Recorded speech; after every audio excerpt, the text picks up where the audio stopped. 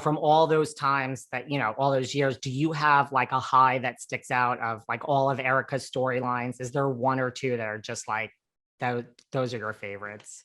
Oh, Erica was a really busy character. I was a really lucky actress. Uh, so on a really light note, the other thing that Agnes was so groundbreaking, Agnes Nixon, who created All My Children, and Erica Kane. But as far as I know, before Agnes, there was no real glamour either on daytime television. There was no humor, there was no glamour. It was just a lot of drama, wonderful drama. But she also brought in glamour and humor.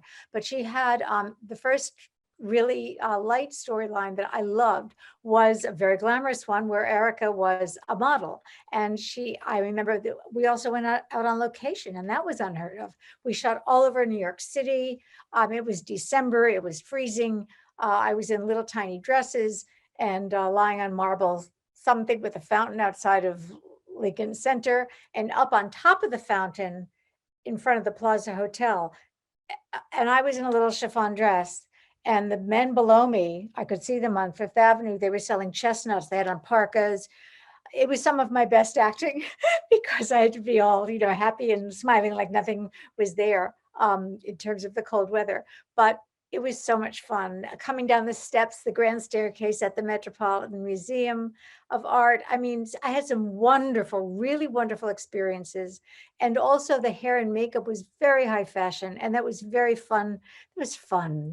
This was a fantasy come true. This was exciting to do. And then there were of course, the more serious storylines, which, as an actress, I was very grateful to have two of them involved Bianca at different ages. The one actually that I won the Emmy for was the time where the 11-year-old Bianca was saying that she had anorexia, and we did an intervention. I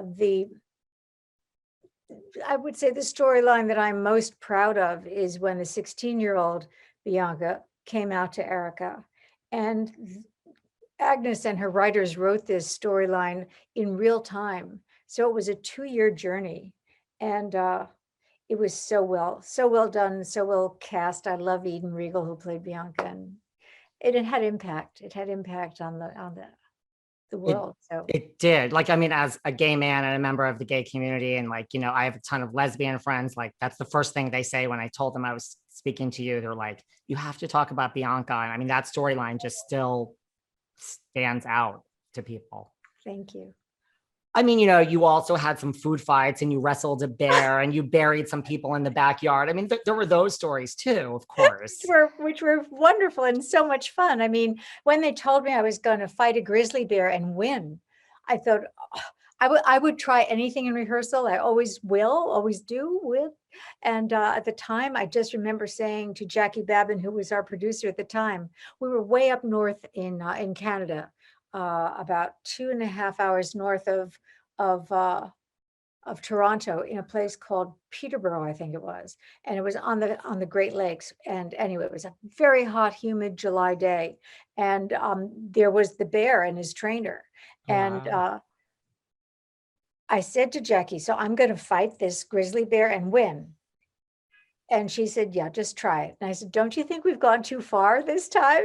She said, no, just try it. So I said, of course, okay, I'll try it. Anyway, the bear was being kept cool in a stream. And then the trainer got the bear out, and he was groaning. He did not want to work. And I'm thinking, oh, great. How am I going to win this? And anyway, I tried it. That was it. And we did the scene, and it turned out to be a classic, I think, in the fans' delight level. They really loved it. It's just like, what's happening? Erica, of course she's going to win against a bear. Like, that makes total sense, right? I mean, what was there anything, like, I know you also dealt with, like, you guys had the first legal abortion on TV, which was another like really serious storyline. Was there anything that jumped the shark, or was it the bear where you're just like, I think we went too far here, guys? Like, I need to speak to someone. Yeah,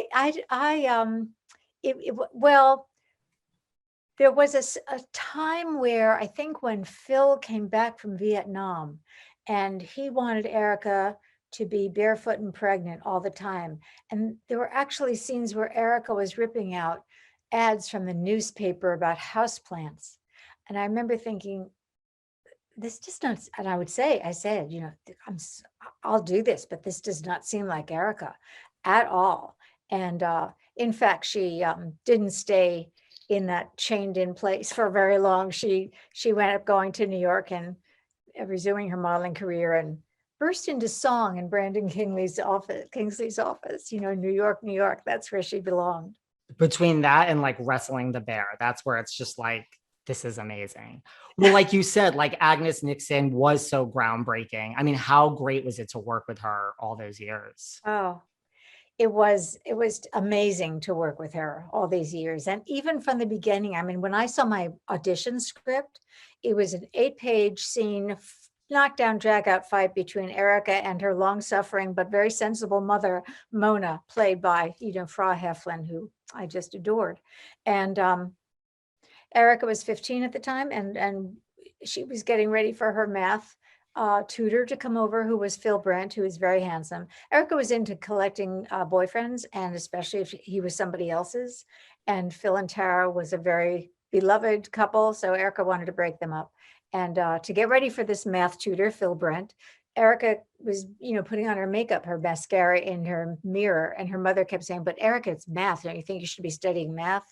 And Erica was, as many 15-year-old girls are with their mothers, and I speak from experience, Right. not always in agreement. And my own mother and I would watch these scenes, when they aired, and we would laugh because, and I guess a lot of people identified with all of those stages of relationships. And at the same time, even in the audition script, there was history, there was, as I said, the knockdown, drag out, but you could always tell there was love between that mother and daughter. It's great.